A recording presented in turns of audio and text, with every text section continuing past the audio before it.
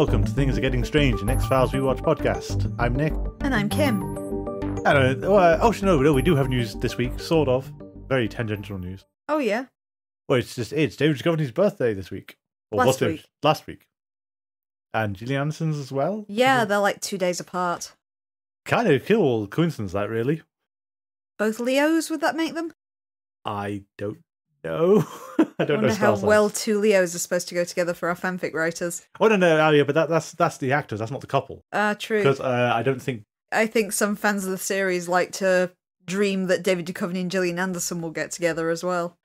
In the absence of anything else, because I don't think we have anything at the moment. No, if you've got any gossip for me or anything you want me to promote that is actually X-Files related, do hook me up on the social medias. We'll have the details at the end of this episode, but we have a Facebook, a Twitter, a Mastodon, and a Tumblr, so you can get me any way you fancy.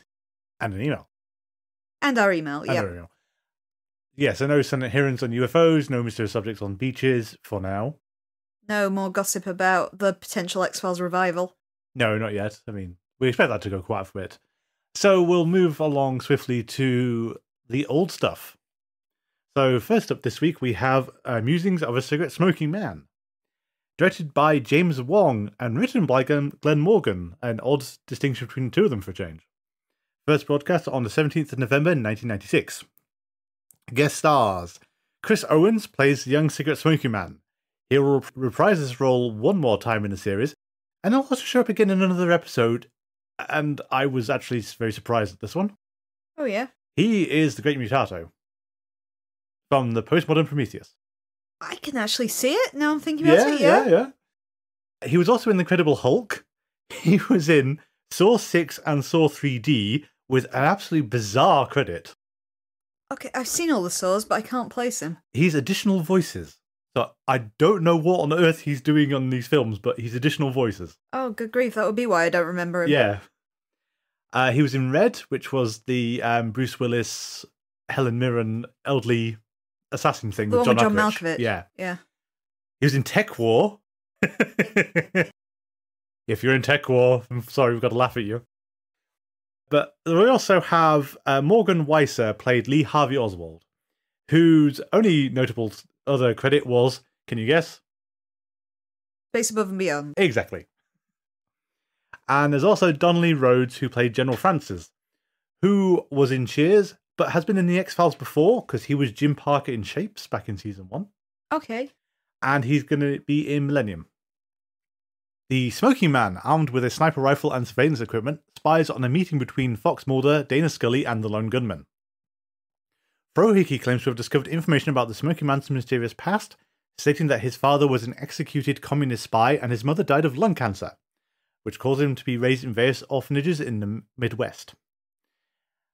In 1962, the Smoking Man is an army captain stationed at Fort Bragg in North Carolina. He is friends with Bill Mulder, who shows him a photo of his infant son Fox and his wife. The Smoking Man is summoned to attend a meeting with the General and several strange men in suits. The General calls the Smoking Man's father an extraordinary man in spite of the threat he posed to national security, and indicates he expects the Smoking Man to inherit his father's courage to act decisively and to take drastic measures in defense of his principles. It is revealed the Smoking Man was already involved in the Bay of Pigs invasion and the assassinations of Patrice Lumumba and Rafael Trujillo. Ostensibly for these reasons, they select him to assassinate the President John F. Kennedy. In November 1963, posing as a Mr. Hunt, Smoking Man shoots Kennedy and frames Lee Harvey Oswald. Afterwards, he smokes his first cigarette, given to him by Oswald. 5 years later, the Smoking Man begins writing an adventure novel using the pen name Raoul Bloodworth. While writing, he hears Martin Luther King give a speech arguing that communism is a judgment against our failure to make democracy real, and the Smoking Man subsequently meets with a group of men, including J. Edgar Hoover. These men proposed various plots similar to a previous failed attempt to undermine King's marriage and manipulate him into committing suicide. Smoking Man believes a more intense solution is required.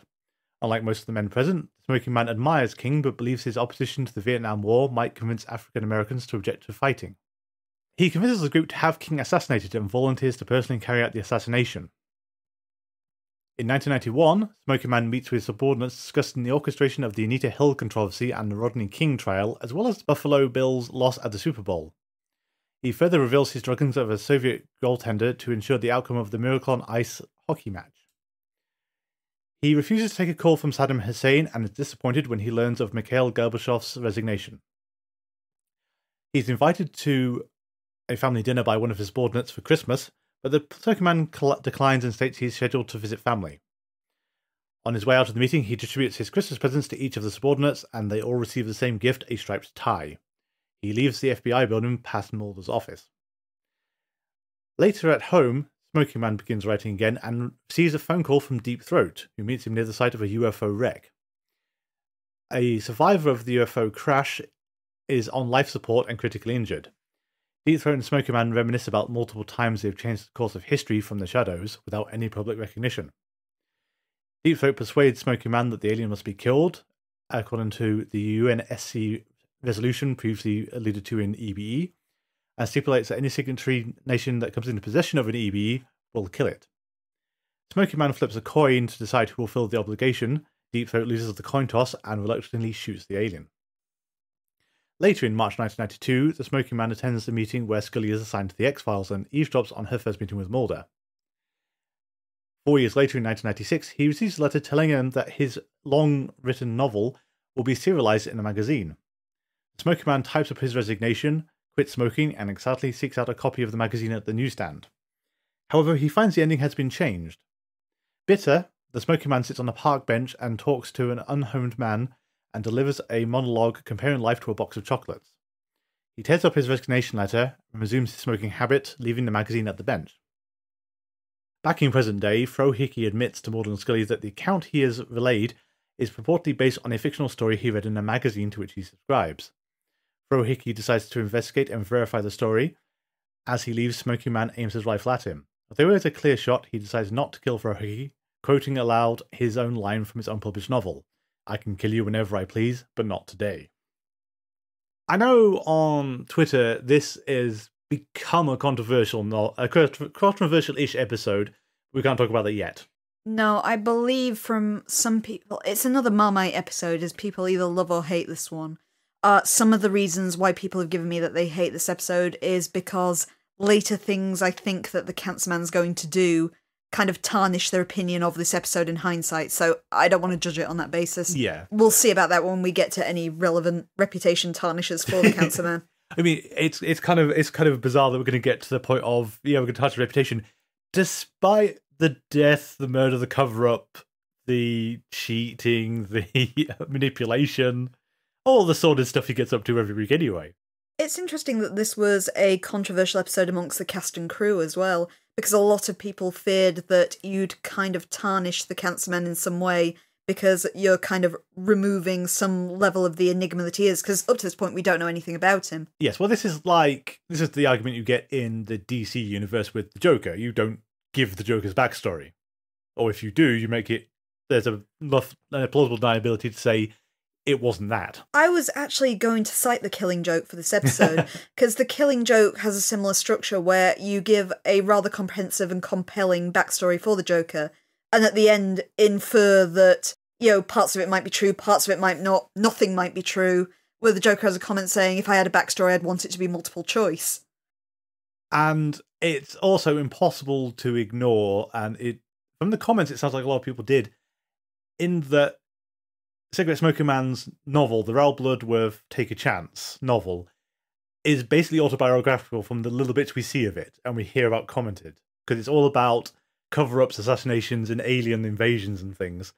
And basically, it seems that Cancer Man doesn't have much of an imagination, so he's just using his own life as a template for this. But at the same time, you have the enigma, and it's skipping to the end of the episode when he reads the story and looks disappointed and says they've changed the ending. Yeah. We, as the viewer, have no idea how much of this has been changed and how much was true to begin with, which puts the entire thing into doubt. Yes, we also don't know, and this is the whole... It's quite clever with the levels of plausible deniability that are packed into this, is we don't know that we suspect that what Frohickey's reading out is the serialized fiction that we actually saw published. As he mentions a magazine. He's very careful not to name the magazine, but there's enough to allude that together. But since we cut into flashbacks whenever they get into the details, we don't know if what Frohickey's telling Mulder and Scully is actually not what we're seeing on screen, because we're getting Cancer Man is specifically framed as the narrator for these events. And then also you get into further details of the fallibility of memory and how your memories will slowly shift over time no matter what you do to it. So yeah, the Cancer Man's past is safely ambiguous. You've got to think that it's incredibly ambiguous on the basis of he chooses not to shoot Froey. Yes. Well, I mean, I love the fact he's quoting himself.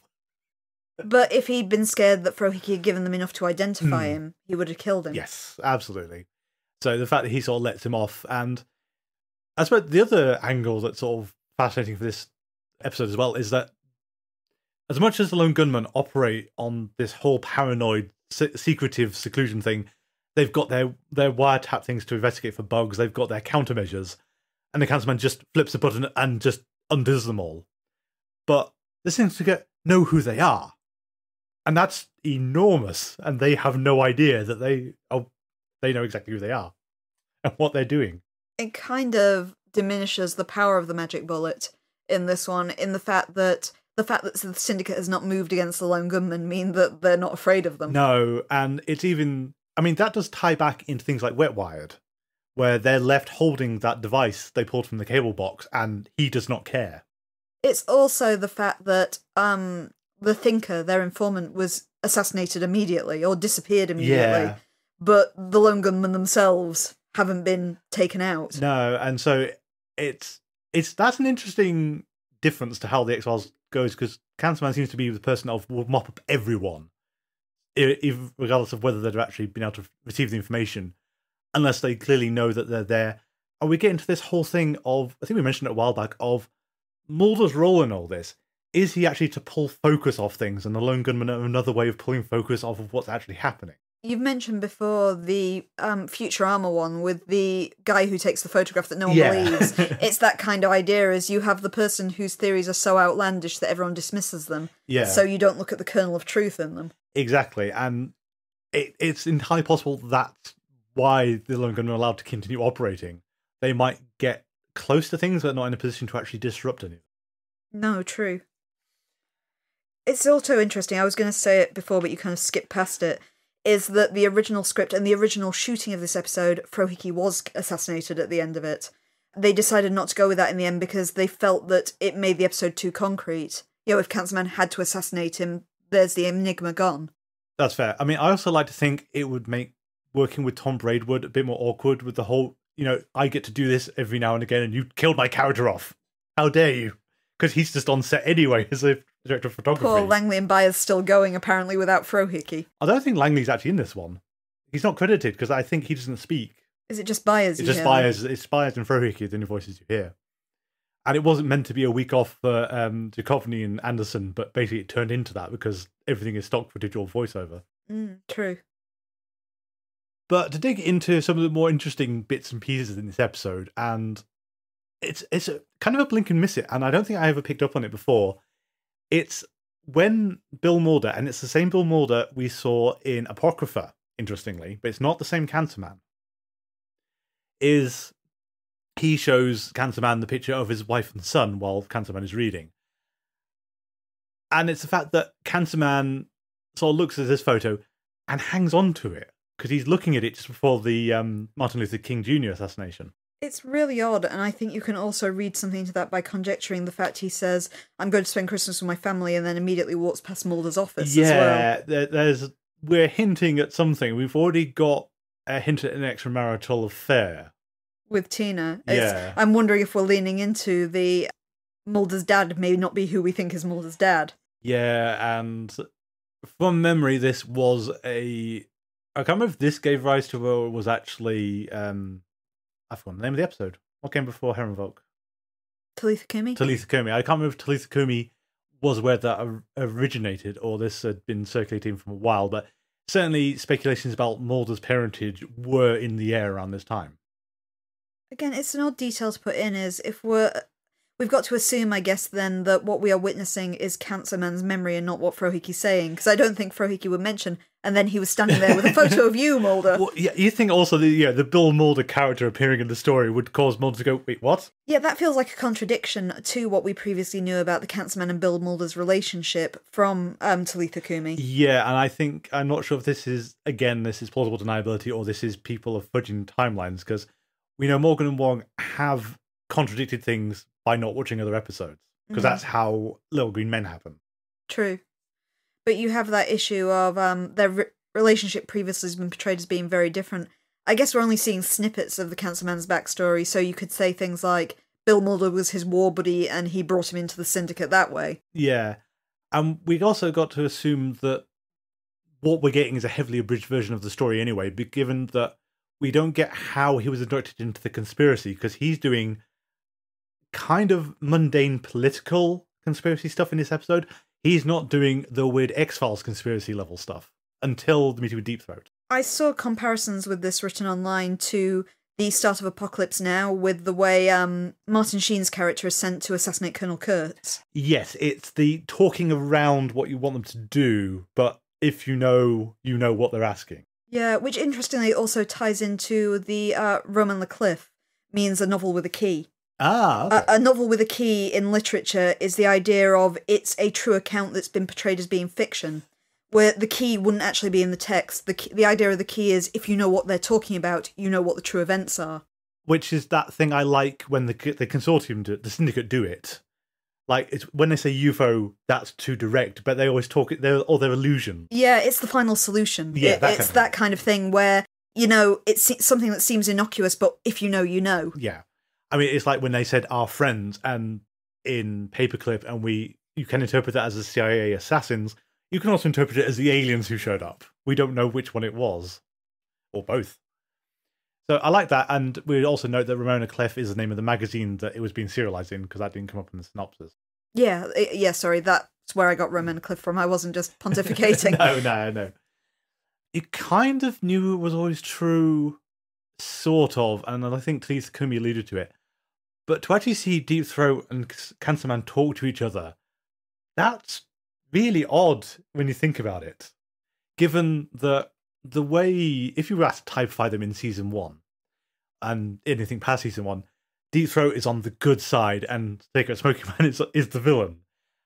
And to see them sort of like just having this kind of casual conversation as old work colleagues, not really friends as much, but as people who've been in this too long to think of each other as anything else.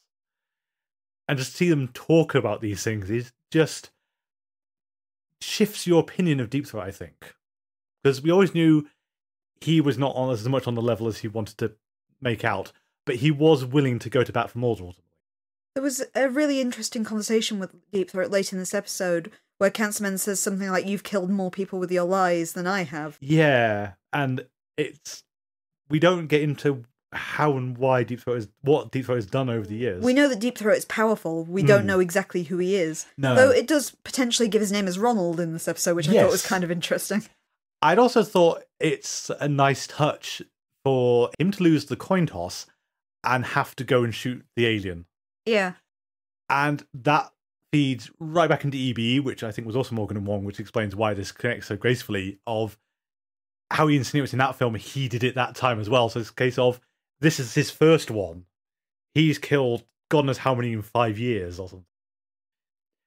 But that's an interesting distinction between the shapeshifters and the Greys then, in that apparently the Greys you can just shoot in the head, and the shapeshifters you have to do the back of the neck.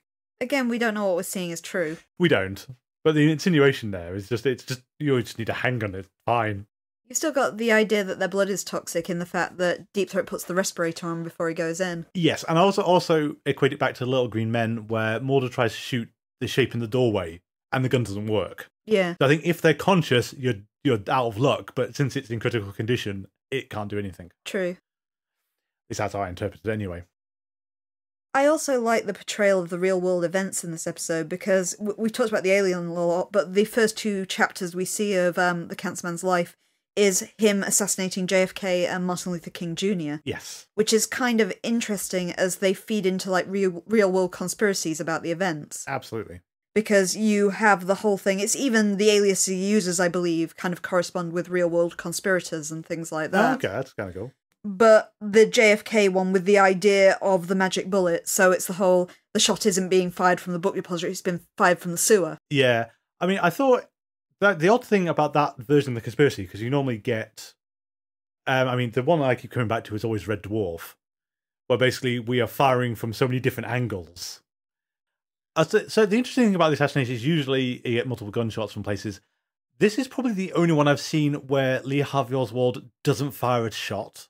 Because usually you'd actually have someone on that floor in the book depository shooting down. Mm. But the episode implies that it's all Cancerman from the sewer grate. I know there are hundreds of conspiracy theories about this. The idea is usually that from the angle he was, Lee Harvey Oswald could never have made the shot, which is why there has to be a second shooter. Which all ties in with that, the man on the grassy knoll who mysteriously flashes his umbrella and things like that. And it's really odd to see that and actually if you go and look at the Zapruder footage, this guy is doing that and it's not clear why he's doing that. It is very, very odd, but again, it's the things we'll never know. Indeed. I mean, I've got two little details on that at least. Is one of the weirdest conspiracies I've ever heard about the assassination was Zapruder himself was shooting. And that's why the camera jumps whenever the gunshot fires. Yeah. The other was the magic. I did read a more recent explanation for the magic bullet, which unfortunately takes a lot of the conspiracy and the magic out of it, and it's all to do with clothes rumpling. Okay. Because the whole thing about the magic bullet is based on the bullet wounds in the clothing. Oh right. And so it's one of those if things rumpled up or were not completely flat, you're going to get the bullet going through what looks like contradictory layers. I see. So it's like punching a hole in folded paper rather than the bullet kind of leaving his neck and looping back round or whatever it's supposed to have done. And I think this is really kind of apocryphal and probably not a good basis of anything, but the computer magazine Amiga Power, of all things, towards the end of the Amiga's life, basically, they didn't have anything to review, so they started doing increasingly strange special issues. One of them was a conspiracy issue, because they actually quite like conspiracy theories. And they did a whole thing about JFK, so they got someone with about the right kind of gun at the right kind of distance, and were trying to figure out if you could actually fire that many shots in the amount of time that Lee Harvey Oswald had. To their disappointment, they discovered that actually, yes, if he was a good enough marksman and fast enough, you could actually do the shots, because that was another big thing in the conspiracy, is he couldn't shoot that fast. Turns out you can. The interesting things often with these conspiracies, though, is the assassins are people of low intelligence who swear to death that they didn't do it and they were framed. Because that's also the case, interestingly, with the Martin Luther King Jr. Yeah. Is that James Earl Ray kind of swore to his death that he was set up by the government and he didn't do it. And even the fact that Martin Luther King Jr.'s children helped defend him in court and try and get this put back to trial. But of course, I guess then you've got the conspiracy angle of if you're up against the government, he's never going to win. No. And I did find it interesting, and we did comment on this when we were watching the episode, is everyone knows who killed JFK. No one remembers who killed Martin Luther King Jr. You're making the assumption of we're English here. But I had to look up the name of the reported assassin of Martin Luther King Jr. Everybody knows both Lee Harvey Oswald's name and the entire circumstances with him, being later caught at the movie theatre and things like that. And those are all nicely done shots and everything, but I particularly like the sensitivity of the Martin Luther King sequence, which is all really nicely shot in black and white as well, but it's the level of respect that the Cancer Man has for him. It's the kind of honourable assassin idea of he insists on doing it himself because he respects him so much and things like that. Yeah, it's an interesting frame for him, and again, it would be easier, since that one's in black and white and the other sequences aren't, to say this is him heavily editorialising his memories at this point. It's interesting as you watch the trajectory of his addiction to cigarettes throughout all of these ones as well, is he keeps trying to get up, but whenever he's involved in one of these high-level assassinations, it kind of sucks him back in. It's like the whole, he only smokes when he's unhappy, and in modern day, he's chain smoking, so what does that tell you about his life? Yeah, but he starts, though, when Deep Throat kills the alien. It's when he pulls the nicotine patch off his neck. Which is another interesting detail. It's interesting for that framing. I've got to admit that I'm on the side of this one where I really like the Musings of Cigarette Smoking Man. I enjoy it more every time I see it because I always find something different in there. It's a very complex episode for the X-Files. But I like more the fact it's focusing on somebody who's as repellent as the Cancer Man. And you make him even more repellent in this episode, given he's the man who killed Martin Luther King Jr. But you still feel sorry for him. You do. And that's mostly tied into, and I think you would actually have a lot of sympathy with this, it's the rejection letters from the publisher. You've never received anything on the vitriolic as he has. Yeah, if you follow me on Twitter, you know the fact that I have been trying to write a novel for years. And I have tried to pitch to publishers before, and the kind of rejection letters you get cut you up. But I have never got anything just as vile and harsh as the ones the cigarette smoking man gets. It's only the first one we see. I don't think we know the second one he opens is rejection because he just the first one where he opens up and it basically just says "you're shit, haha." Yeah, the characters are crap and his plot is completely unbelievable. Yeah, my heart bleeds for him. But it's the whole as well as you feel sorry for him because he's a man who never really had a choice. It's just the illusion of choice throughout the whole thing. Is he was offered this kind of job where it wasn't entirely clear what it entailed, but you knew from the start it was something heavy, and he never realised at the time of taking it the toll it would have on him through his life. Yeah. I also like how they talk, again, they talk around what they're asking him to do. Because it's when they describe JFK, it's really interesting. They say your subject is an American citizen, married, and they give more and more details until it's clear who it is. But they don't come out and say, we want you to kill JFK. You know from the fact that they're going to erase his identity that it's someone high profile, though. Yes. And it's also that the other assassinations are dodgy, but this is an order of magnitude more intense than what he was doing before. But I think also there's an interesting corruption of Cigarette Smoking Man implied in the episode, at least. When we first see him in the past, he's reading. And he's reading Manchurian Candidate. Incredibly appropriate book for Cancer Man, all things considered. Yeah. But his comment is he doesn't like to watch TV or go to the movies. And then it's after the assassination happened, and apparently those other assassinations are fine, but presumably it's working against your own country's the poison to him. He goes to the movie theatre. And we know many years later, in one breath, he's going to spend his nights slumped in an armchair with a beer and a cigarette, just watching just TV, the thing he would not do when he was an army cadet. And so I think he's got a love of novels and reading in the past, and that bleeds away as he becomes embroiled in the conspiracy. I think you really feel it in this episode that, again, I will cite that you can't like the Cancer Man. There is nothing likable about him, but he's old and he's lonely, especially in that scene where he refuses to go to the kind of Christmas get-together with his subordinates and buys them all the same tie that he's wearing in the scene. I mean, it's one of these weird ones where you've got to say the episode's really sad, but it's got these, and also really depressing and kind of terrible because of what he's done. But there are those little moments of humour, like, he buys everyone the same tie, so that's both funny and utterly tragic. We've got the black comedy of the chocolate box scene as well, where he redoes the Forrest Gump chocolate box scene in a kind of negative spin. Yeah. But it's like the whole thing is like the anti-Forrest Gump as you go along, with the fact that he is present at all of these famous historical events and he causes something negative to happen out of them rather than taking something positive away. Absolutely.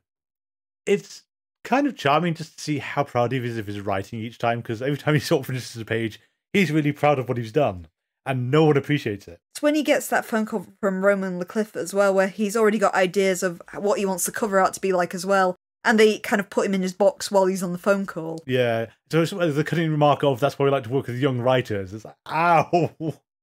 He's been going since, he's got to be in his, 60s or something at that point? You'd say he's got to be at least in his 60s. Yeah. Way too old, and paid a pittance as well. I mean, I think even at the time, 2,500 was not great. For a magazine serial. Maybe that was about typical, but basically he was not getting anything past that, since he seems to be in a Playboy knockoff from the cover. And doesn't retain any rights or anything like that. No. So yeah, we do feel a bit sorry for him. We do get some interesting descriptions of him though, like when he's considered the world most dangerous man in the world, and there's that great moment after the newsstand guy has sort of said, "Are you going to buy that? Who would want to read that crap?" And he just strides towards him, and it's very much he's probably killed people for less than this, and you're going to come through this somehow. and not realise who you've talked to and quite your brush with this world-spanning conspiracy. Yeah. And also how chipper he is when he walks up to the newsstand before all his dreams are crushed. Yeah, it's heartbreaking, really. And you wouldn't think you could feel sorry for the cigarette-smoking man, and yet here we are. Yeah, we are. I mean, I do also like the implication that he was ready to quit. He's going to quit the conspiracy, quit to be the a syndicate, writer, to follow be a writer. his dream. Yeah. And the fact he typed it out and signed it and everything, it's just kind of an amazing thing to see. Mm. Like, Mulder's greatest nemesis is just going to take himself off the board to go write fiction. Alas, does not come to pass. You imagine they would never let him as well. He's not going to make it out alive, doing what he's done and knowing what he knows. True, but he's also the kind of person who would have, like, fail-safes. Mm. Like, you know, you can kill me. Just be aware that if you do, certain things will trigger, and, you know, public documents will be handed to news companies around the world. You might be able to stop some of them, but you won't stop all of them, and you will be exposed. Your best bet is to let me go off and live my life, which admittedly then does contradict. Although I think that seems actually set prior to the X-Files starting, isn't it? The timeline's a bit vague at this point. Basically, I think that has to really happen before Talitha Kumi, because otherwise, Cancerman's too invested in Talitha Kumi to even possibly take this avenue out, isn't he? Mm. He has to have already said, oh, you know, I'm in for the long haul now, I'm going to see this through. Yeah. Especially as Talitha Kumi has revealed that he's potentially dying. Yeah, we're still going to assume he must have asked the bounty to cure him. I've got to assume from the way that's framed. Or Jeremiah Smith. Yeah, one of them has to have done it. If Smith can cure lung cancer, I guess, but... I mean, it feels an odd detail that his mother also died of lung cancer, and does he know that? Should he not be taking this into account? If it's true. If it's true. All we have is Frohiki's words to go on. Do you have anything else for this episode? No, I think that's everything. But there is one thing I'd just like to quickly put a pin in, and that's your comments about Cancerman potentially being able to expose people. Because fear of exposure is really what drives Tunguska the next episode. Ooh, that's a good point. Thank you for that one. Tunguska, then. Directed by Kim Manners, written by Chris Carter and Frank Spotnitz. First broadcast on the 24th of November, 1996. Guest stars. Boy, do I regret doing it for this lot. All right. I mean, in addition to the regular crew, since this is one of Marita's episodes, you get Skinner, you get Cancerman, you get Krychek. We also have Fritz Weaver, who plays Senator Sorensen, who, alas, is not Dr. Halsey from Reanimator, though he does look a lot like him. I was so sure. I know. But he was in Creepshow. Oh, was he? He was. He's in the crate section. Gosh, I thought that was Dr. Halsey too, but yeah, yeah, he is. He's in The Thomas Crown Affair. He's also in The Invaders, that series that Jeremiah Smith was in. Okay. He's in Tales from the Dark Side. He was on Deep Space Nine. And it's been a while, he was on Frasier. Of course he was. There's also Malcolm Stewart as Dr. Sachs, who was in Moon, the Sam Rockwell film. Oh, really? He was also in Jumanji. Which one? The original Jumanji, okay. the Robin Williams one. He was in A Series of Unfortunate Events. He's also been in The X-Files 3 other times. Have we seen him already? Yeah. Okay. He was in Avatar. Okay, yeah. He was in 3. Yeah. He was in Pilot. Ah, right, He's been here back from in the Pilot. start, yeah. There's also Campbell Lane, who plays committee chairman, who is just that kind of boarding guy who's... Oh, that guy. That guy. Yeah. He was in Needful Things, the Stephen King film. I've seen it, but I can't place him. Cool Runnings. And then we get into the weirder part. Oh, weirder than Cool Runnings. Scary Movie 4. Fair enough. He was the Kalashari Elder in Kalashari. I would not have guessed that. Neither would I. But he also does dub work. He's on Maison no Coco. Okay. And he's in Gundam Wing. He's the narrator. Aww. For the dub, anyway. Nostalgia. Yeah. Brent Strait played Timothy Mayhew, who was in Final Destination 5. We're not getting away from that film series, are we? Tron Legacy. And you literally just watched this. Omen 4. Poor man. Yep. And Fallen Angel. Ah. And second to last, we have Andy Thompson, who played Second Customs Official, who was in Antlers. Okay, yeah, I've seen that. Critters a New Binge, Chronicles of Riddick, Yeah, Riverdale, Huh? Dead Like Me. good selection. And last but not least, Stefan Angrim as Prisoner, who was also in Dead Like Me and will show up in Millennium. I'm guessing he's the guy through the wall. He is the guy through the wall.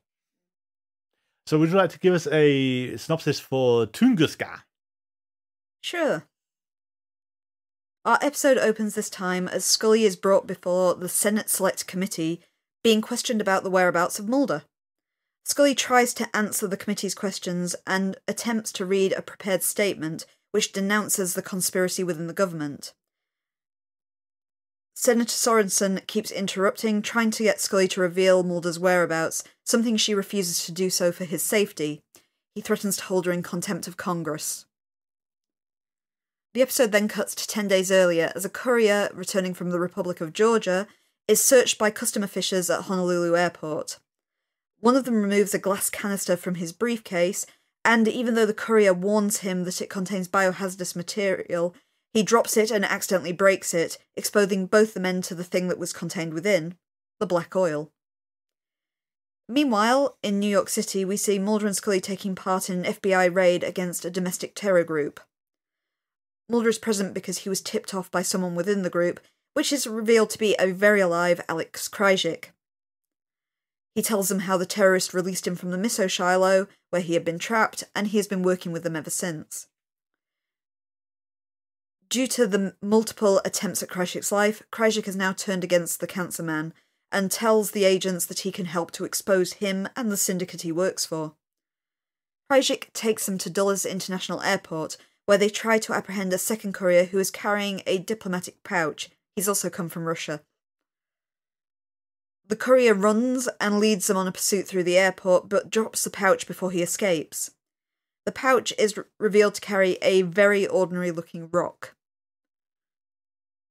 Mulder leaves Krycek in the hands of a very responsible Walter Skinner, who handcuffs him on his balcony, before they leave to have the rock analysed at NASA's Goddard Space Flight Center. Dr. Sachs, a NASA scientist, tells Mulder and Scully that the rock is some kind of prehistoric meteorite, and he wants to analyse the fragment further because it may contain fossilised alien bacteria. Skinner is approached on the street by the Cancer Man, who demands that the pouch be returned. Meanwhile, the courier breaks into Skinner's apartment and searches for the pouch. He's defeated by Krycek, who throws him off Skinner's balcony. Back at NASA, Dr. Sachs cuts into the rock fragment, inadvertently releasing the black oil from inside it. The oil penetrates his hazmat suit and puts him into a weird coma-like state, one that causes him to initially seem dead when examined. Mulder returns to New York to visit his informant, Marita Covarrubias, who reveals that the fragment was indeed part of a meteor and originated from the Russian province of Krasnoyarsk, and provides documents that he needs to travel there. Mulder brings along Krycek somewhat reluctantly after Krycek reveals that he is fluent in Russian. The cigarette-smoking man travels to Virginia to meet with well-manicured man, and is admonished by him when the well-manicured man learns about Mulder's travels. Meanwhile, Skinner and Scully are subpoenaed to appear before Senator Sorensen's panel over the missing pouch. When Skinner questions Scully about Mulder's whereabouts, she refuses to tell even him. Meanwhile, Mulder and Krycek hike through the forests of Russia. Mulder theorises that the meteor fragment may be tied to the famous Tunguska event. This is a mysterious cosmic impact that occurred in 1908, a real-world event where trees were levelled in a vast area as it's believed a meteor or a part of a comet crashed into the ground. The two men eventually come across a gulag, a slave labour camp, but are captured by the taskmasters and thrown into prison. Skinner and Scully both meet with Senator Sorensen, who questions them about the death of the courier in Skinner's apartment and the location of Agent Mulder. Meanwhile, Mulder talks with a prisoner through the walls of his cell, who tells him that innocent people have been captured and brought there to be subjected to experiments. Krycek speaks with the guards in Russian, claiming that he's trying to find a way to clear their names. The man through the wall says otherwise. He tells Mulder that Krycek is speaking with the guard as an equal, and he is certainly not his friend. As guards burst into the room and inject Mulder with a syringe, he finds himself falling unconscious. He awakens in a large room with a lot of other prisoners bound with chicken wire. Black material is dumped onto his face, which infects him with the black oil. Dun dun dun. It should be noted that this one is part of a two-parter. We'll be talking about Terma, its second half, next week. Really? Oh, I thought that was it. That was it. Mulder's gone now. Mulder's gone now, yeah. He's been infected by the black oil. Episode over. Next week will be Squeeze 3. I jest. I like this episode. Yeah, I like Tunguska a lot too. It's very fast-paced. It is very fast-paced, and in a way, I don't think Talitha Kumi quite had the same way. It feels like the conspiracy's going somewhere. I mean, it has nothing to do with Talitha Kumi, but it feels like there's something's in the air. I think because we brought the oil back, it's more connected with Piper Maru. Yes, and Apocrypha. And interesting that Krychek mentions the North Dakota thing, given that Mulder isn't actually necessarily certain that Krychek was there when he was there. It's kind of a weird one for the audience. Like, oh yeah, they came to find me in North Dakota. Like, were you sure he was in that room? You didn't actually see him. I guess it's your weak explanation of why he's in the Shiloh. Though why a domestic terror group would find him quick enough to rescue him is beyond me. Well, yeah, he was not in a good way at the end there. But we'll leave that for now. To pick a slightly weird point to start with, Tunguska is one of these weird, as you said, is a real-world event that's always quite fun, that used to be just a thing people alluded to. I mean, it's notable that the original Ghostbusters, 1984, basically, there's a quote, because he mentioned at the end of the film, of you were involved in the biggest interdimensional cross-rip since the Tunguska blast of 1909. 1908. I think he says 1908 or 1909. I can't remember. I think it's 1909 he says in the film. It was in 1908. Yeah. But it's a fun throwaway thing. The Ghostbusters afterlife ruined by making part of the cosmic cycle of Gozer. Yeah. Yeah, the actual event was people reported seeing a fireball in the sky, and then something impacted in the forest and just leveled it for kilometers in every direction. And it's believed to be one of the biggest meteor impacts in known history. Yeah. And there's weird other explanations like antimatter and micro black holes and all kinds of weird stuff. Yeah, I think largely people believe it's either a meteorite or it's part of a comet that crashed down. Makes the most sense. But this we've got is black oil. Although the black oil's operating very differently in this episode, despite ostensibly being the same stuff from Piper Maru and Apocrypha. Yeah, it's a little different, though I guess we've got it in a different state as well, because the black oil we saw in Piper Maru has been in that state for decades. It's just been stuck in a ship at the bottom of the ocean, a plane at the bottom of the ocean. Whereas this one, we're getting it by drilling it out of rocks. That's true. I mean, that is presumably the explanation. It's very odd that we established it as a body hijack thing, unless it puts you into a coma. I'm not sure about the nature of the black oil even, because it was inferred in Piper Maru that the oil it's in is just normal engine oil. Yeah. Whereas it definitely comes out of the rock in that state. I suppose the fact that, oil is made deep in the earth, it's fair enough it could still be existing in a petroleum sort of state. True, but it's one of these weird ones where that sounds...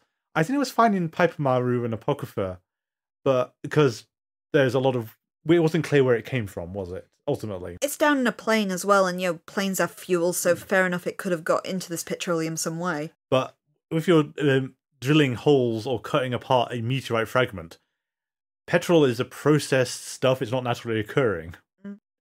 So if you find petroleum chemicals in a meteorite, you're going to be saying, wait a minute. What's to say it's not naturally occurring on Alpha Centauri, though? Well, that's Zeta-2 Reticuli. Zeta-2 Reticuli? Zeta-2 Reticuli is the one they mentioned in Squeeze. Okay, fair enough. It's also the star in Alien. So, it's got sci-fi pedigree. Fair enough, you're going with that one instead of Alpha Centauri. Yep, Zeta-2 Reticuli. That's the one you go for. But there are explanations for why the black oil is a bit different in this one. But it is odd that it's that dramatically different. Because given the black oil was quite a malevolent force last time. It seems... Well, again, it's coming in a different state and maybe it's working differently, but it seems a lot less... Or maybe even more threatening, to be fair. The fact it puts a guy into a waking coma rather than just turning him into a walking atom bomb, essentially. I was like, is that more or less concerning? Because the atom bomb thing, it was very localized radiation it From was the purpose of potentially being locked in with it, I'd say the coma's maybe a bit scarier. Yeah, I can see that. And to be fair, it didn't seem to actually hurt its hosts last time. It just hurt everyone around it. No, it did leave you in a pool of goo afterwards, didn't it? But everyone around you was left with fatal radiation Well, burns, yeah, so I think yeah. I'd rather have the oil in that case. Well, yeah. I mean, that's fair. One thing I like about this episode, and I don't know if it's intentional, but you can take it as an optimistic thing for the conspiracy failing. And this is reading into a bit, it's that first courier. He's got diplomatic papers, he's used to being waved through airports. Customs says, no, go into this room over here. And he has to comply with that, and then says, okay, what are you transporting in this briefcase? Oh, it's biohazardous material, then where's the paperwork? We're just going to undo everything. And I take it as the conspiracy and syndicate seem all-powerful, but there's a weird chink somewhere that this event has happened in. This shouldn't have happened, and yet it has. They're not all-powerful. And so even their most secure couriers are vulnerable to customs saying, yeah, we're going to look through your luggage anyway. I don't like the security of someone carrying something as hazardous as the black oil in a glass tube on an aeroplane, to be honest. Yeah, well, I mean, I suppose that does come back into the whole difference in behaviour. Because I think, again, you can argue it both ways, but the fact if it could infect someone and turn them into a walking atom bomb, like you said, that's going to keep on chaining its way through different people looking for something, I can see some of the precautions. But if it just puts them to a coma and then that's it, that feels easier for them to cover up again afterwards, because we don't know what happened to that customs agent, do we? In fact, I'm actually wondering if we ever do find out what happened to the poor guy. Don't know, maybe it'll come up in Terma. Yeah, hopefully. But I just like his attitude, though, just sort of, yep, gotta pull this open. Oh, don't open that. Why? What is it? Smash. Oh, hells. I'm not so sure our special effect for the oil infecting people has aged very well either. No, I mean, the Dr. Sachs one, when it's splattered on his visor, looks noticeably ropey. Yeah, I suppose we are criticising something that's almost 30 years old now. Yeah. The eyeball stuff, though, and apparently that was all CGI, that still looks really good. Yeah, it's quite nice when it closes their eyeballs. It's when it looks like little kind of oily maggots just crawling across things. Or you could say the obvious inspiration, which is Terminator 2. This is the liquid metal trick. Yeah, it's a lot like that. But with black instead of silver. You see, it's totally different. It is totally different, yeah. It's not the T-1000, it's the black oil. Honest. Krychek exposing his group is... I don't know, the whole setup of the episode feels, in retrospect, really weird. Because Krychek's got involved with this domestic terrorist group that he's just betrayed Mulder immediately. And then we basically just throw all that out the window because of, okay, no, he knows when a secure courier is coming through carrying something interesting. The Krychek can't or won't. Does he know what that rock is? Because he looks as perplexed as they do when they show it to him. I don't reckon he does. Yeah. But he somehow knows this guy's coming, carrying something.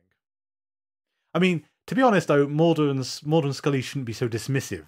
I mean, they do get it checked out, but it should still be a point of interest to them of, this guy has got diplomatic clearance, has come through customs with a diplomatic pouch, and it contains a rock. There has to be something weird about that rock, otherwise you wouldn't be doing this. Mm. Though he's always smuggle these things through customs. It feels really dark, but it's kind of nice to see Krychek get beat up. Like, Skinner getting a good shot in. Oh, he'll be fine here. You can't leave me out here, I'll freeze on this balcony.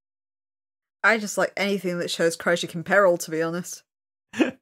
Yeah, although Mulder apparently is being completely stupid trusting it. Why does Mulder trust Krychek? Even for a second. I was somewhat concerned. I was like, oh, you speak Russian, why not come with me? No. But you don't speak Russian, Mulder. You don't know if he's telling the truth, which is what the prisoner was saying. Also, Krychek's as bad as the cancer man is. Everything he says is a lie. Yes. If we haven't figured this out yet. And we really should have figured out a long time ago. Yeah, totally trust the Russian-speaking assassin who probably murdered your father. Yeah, and was a liar from the moment you met him. Because he was a plant in the FBI. Just a rat, and you just wouldn't. Yes. Oh, well, no, Take wouldn't. an You English to shouldn't. Russian dictionary with you and just work it out as you go. Again, well, I think this does feed into a long-standing problem Mulder has. And at least it's consistent of, if you say you have these things for him, he will blindly trust you, like he's blindly trusting well-manicured man in previous times. I'm trying to think of another example, but he's blindly trusted a lot of other people. And Scully's always there to say, "Are you sure, Mulder?" Every informant he's ever had. Every informant, yeah. Marita being weirdly helpful this time. Despite Yeah, Mulder even turning giving him falsified papers. Yeah, but also, Mulder, boundaries. You've turned up at her apartment in the middle of the night. Mulder must love this. You've got someone who he actually knows where she lives and he doesn't have to tape a cross on the window or leave a cryptic phone call to get hold of. Yeah. I think she's going to move shortly, isn't she? It's like, no, Mulder, not She's gonna... made a huge mistake. I should never talk to that man. She is a lot less affronting with him this time. I just find her less interesting than the other informants, which is a shame because I love the fact that Mulder's new informant is female, but X and Deep Throat both had a lot of character and I couldn't narrow down her personality yet. That's fair. I mean, X was meant to be female. We know full well they filmed it, but then reshot it with Stephen Williams. Nobody could have done it as well as Stephen Williams. No, he was very good. But, I mean, that is a good point with Marita, is you don't get the impression from her at all, and I don't know if this is a conscious thing or not, that she knows much more than he does. Yeah, it's not like Deep Throat you knew was at the core of whatever this is. Yeah, he knows exactly what's going on. He knows exactly what's going on. He's very approachable like your favourite uncle, and he's very intelligent. Then you had X, who was more of the enforcer, who was standoffish, he was physically imposing. And now we've got Marita, and she's just a bit, yeah? Yeah, well, X was always knee-deep in whatever was going on, and going to give you a few hints. Marita is like in the nice air-conditioned hotel down the street. She. I don't know. I don't think they really have a handle on how they're using her. It's a problem I'll get into as well with this episode, is just the female characters in general, because Scully's role in this episode is really, really bland as well. Again, it's Mulder's going to go off and do the exciting thing. Scully, you go and do the boring bit. It's a reoccurring problem we're having with the conspiracy episodes, is that Scully will be involved for a little bit, and then she'll be given something to analyse and essentially sit out the rest of the episode. What I think also as a repeated beat is Scully has to go to a high-level meeting that Mulder's meant to be at, and he's not. Yeah. But we saw it in Talitha Kumi too. I think we did it in Piper Maru as well, as Scully takes the thing to be analysed and Mulder is then in the field and he gets to see the weird stuff because we can't allow Scully to see it. No, although she has potentially got it with Dr. Sachs and with Agent Pendrell helping. But again, in Scully mode, they have found a unknown viral infection or something, some kind of unknown infectant. Yeah. She didn't get to see the gulag where they're digging up black oil. You notice that Pendrell has become the scientist as well. He used to be like our computer guy. Yeah, we had that discussion of, once you're a scientist in TV, you are all sciences, and if you're involved with computers, you're all computers, but also all sciences on top of that. Pendrell was much more techie previously. Now it's like, no, let's go and look at this kind of potential viral infection. Like, Pendrell, why are you here? And the other thing, though, about that bit was weird, was a case of, we've got level 5 suits. Yeah, but so does he, and he's infected with something. Oh, can we get to a tear? What tear? We didn't see a tear. It just got in through the suit. Yeah, I don't like going into the guy who's been infected in the hazmat suit wearing the same hazmat suits at all. Yep, masking tape around your wrists, fine, but don't like it. No. I do have to wonder what's going to happen to that sample in part 2, because that feels a really troublesome thing to not have control of. In a kind of connection to Musings of the Cigarette Smoking Man, it's interesting to see well-manicured man with a family. You assume it's a family, anyway. They're relatives, or they've got some connection to it. He's just kind of out in the field watching some dressage. Yeah. But he's deliberately gone there because there's no phone signals or no phone service. Understandable. Yeah, because he wants to get away from the conspiracy for a while. And, Cigarette Smoking Man turns up to ruin the situation for him. But it's interesting. Again, it's kind of like Cigarette Smoking Man, Musings of Cigarette Smoking Man, with they do actually have lives outside of the conspiracy. It never feels like they do, but they have to. Yeah. There has to be a moment where they're not on. And this is apparently his well-manicured man's. Not sure where I'm going with that, but it's an interesting thing to see, at least. They've all got their hobby. It fleshes them out better that they're not just these evil, shadowy cartel staring with their reflective glasses over steepled fingers. Is they have lives and family and hobbies and things like that. Yeah, we need to get what First Elder's hobby is. What do you reckon? Knitting? Crochet? Crochet is quite a good one, yeah. I was thinking flower arranging. Yeah. I think he needs something kind of passive and cute. I don't know if we've seen him for a while, though, so I don't know. They're not as fond of First Elder, are they?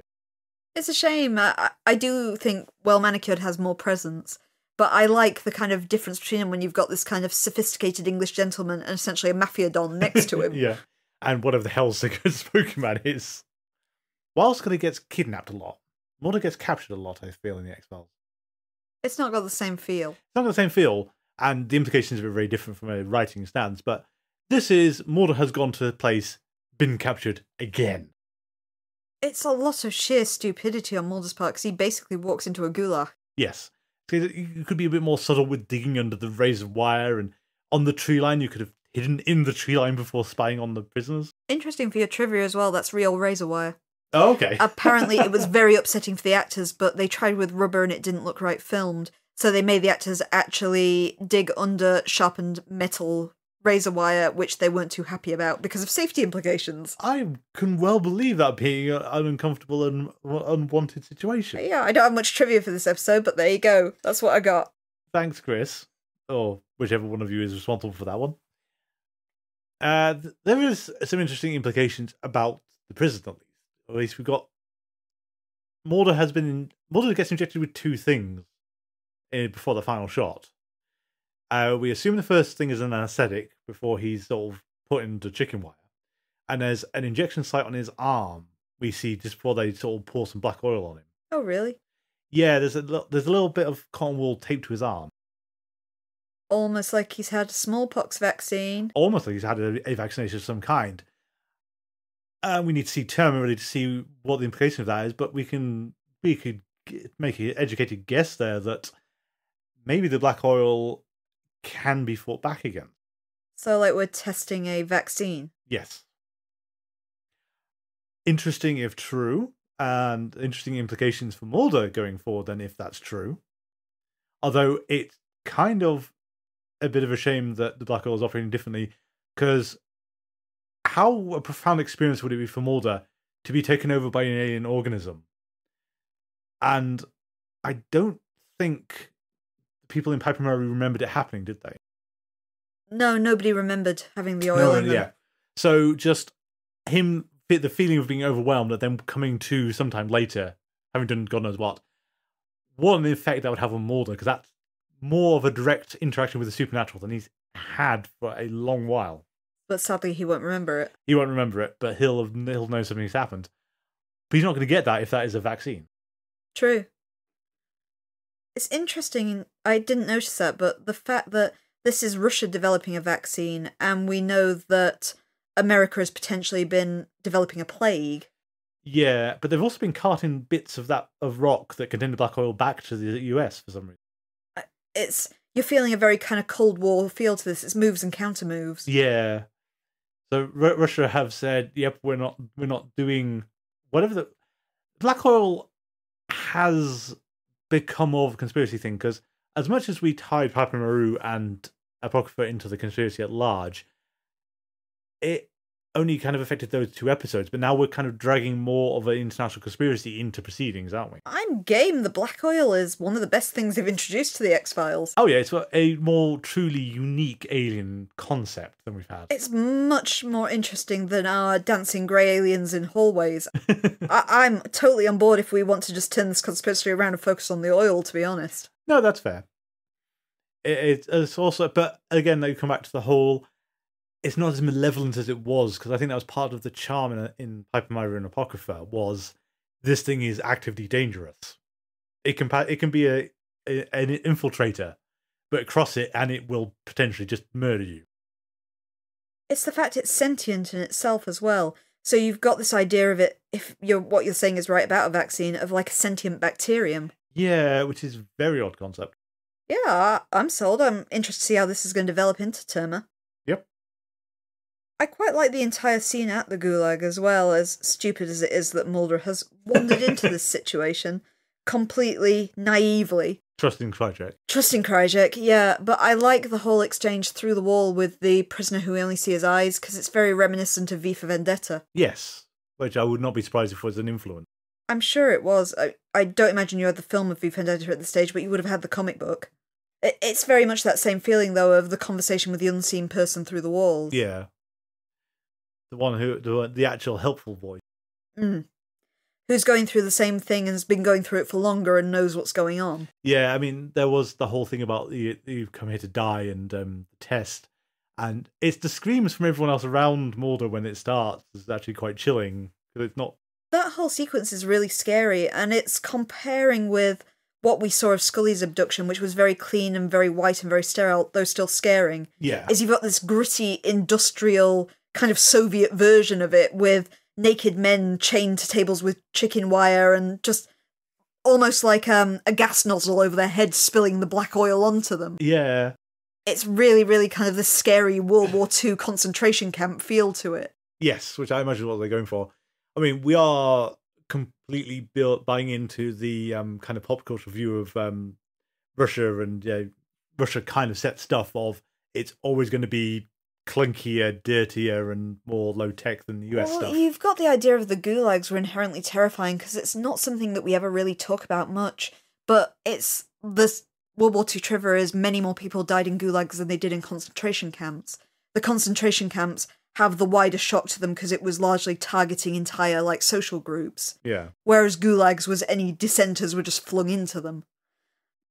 But I learnt about them a bit when I did my A-levels, when I did Russian history and that. And they're terrifying. They're grim. More people died of disease and starvation in them than actually any torture and stuff like that. It's so scary, and we've portrayed that just quite well in that one scene. Oh, yeah. With terrible food and roaches. Though it could be an alien probe that's come to say, could be trying to help Mulder. Apparently, if you watch that scene with the closed captions on, he calls the roach Bambi. Ah, I did not hear that in that one. No, I didn't see it. Apparently, it's if you watch it with the closed captions, he picks it up and says Bambi, like it's a question. No, it was the alien. Weird nod to War of the Copperpages. A nice touch, but a bit odd, yes. Do you have anything else? No, I don't think I do. It's a really, really good episode. Really fast-paced and exciting. It jumps about a lot, and I wish they'd given Scully more to do, but other than that, it left me excited to see how this is going to develop into Terma. I think wanting Scully to do more stuff is an evergreen problem with the conspiracies to date. It's the kind of thing where Scully is supporting Mulder more. We see her actually... It's interesting if we go from season 1 where if anybody in a position of power said to Scully, you've got to tell us something, she folded immediately. Yeah. And now we've got her standing up to Congress. Yeah. I mean, it's also bizarre when they're sort of told, oh yeah, this whole event is to find out about the guy who died in Agent Skinner's apartment. And our first question is, where is Agent Mulder? I guess in part it's because all three of them were called into Congress and Mulder's suspiciously absent. Yeah. But how far will Scully go to protect Mulder? That's the question. It's nice that she's getting there, though. She's more on board with Mulder's madness, even though we've previously questioned it's unclear how far Scully can follow him into the abyss. Yeah. Well, I think presumably it's spilling off Talos Takumi and more Herrenvolk, where she's fully accepted there is a conspiracy at work within the government. She might not believe the ends of it in the same way that Mulder does, but she's aware it's there. Mm. And that's in her little speech she does at the start. A prepared statement in which she almost resigns as well over it. Yeah. Or it says, I'm best off not working if I can't do my job because of these people. Look, one of them's at the back of the room. He's just walked in. He's sitting there. Yeah, she was not quite at the point where when he said, are you actually resigning, where she'd put this to paper. She won't, like Mulder, put her beliefs to the front like that. No. But she knows that something's in hand. She knows she's got to protect Mulder. Yes. But it's still annoying that, why can't Scully be in the field and Mulder be stuck at home going, which I was where Scully was. She's seen exciting things. I know, Mulder. Why don't you go and analyse the sample this time and I'll run off with Krycek to Tunguska? Basically, because Scully wouldn't have done that bit. It's always Mulder as well. It was Mulder who ran off to Hong Kong in Piper Maru as well. Yeah, and unfortunately, I think it corresponds back to the oft-observed problem with the X-Files is Mulder's allowed to see stuff to a point, Scully is not. At least she gradually gets to see more and more stuff, but she's never allowed to see the big thing. You often see pandered around that gif from the X-Files picture book as well, with, look, said Mulder, look up and see, Scully did not look up, Scully did not see, is what pops into my head every time. Scully did not see is a summary of every X-Files episode. And I think that's what we used to say a lot of that in our early days as well. Mm. So, yeah, unfortunately, not a lot we can do about that one. And Scully's not likely to run off into the field anytime soon.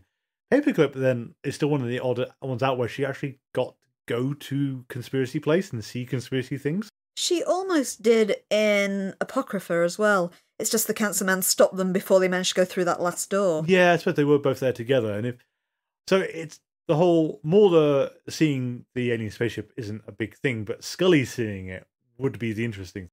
Yeah, the closest Scully's got is seeing the lights in the sky, and that was right back in season 1. Yeah, it's a shame she missed the one in Paperclip, really.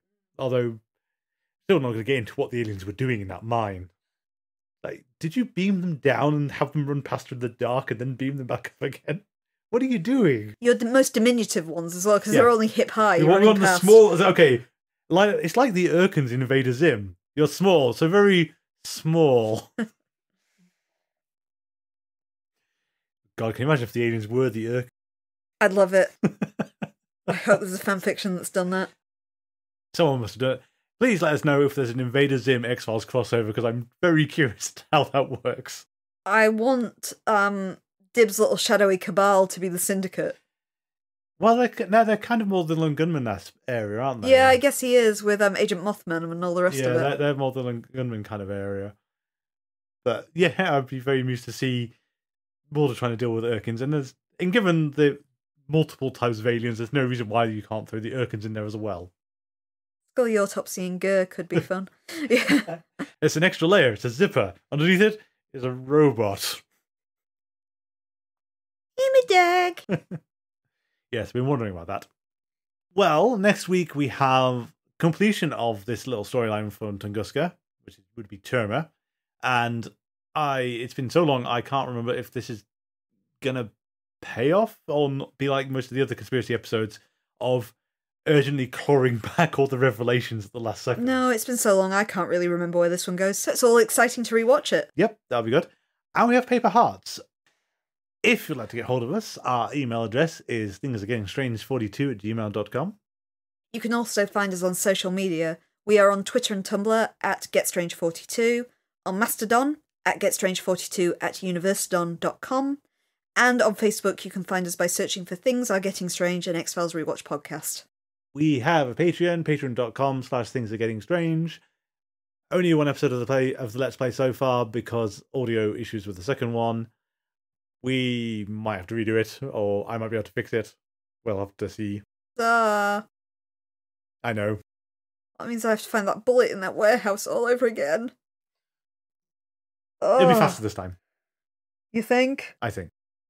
It took me 2 hours. I know. So, as always, our Patreon has 3 tiers at increasing prices.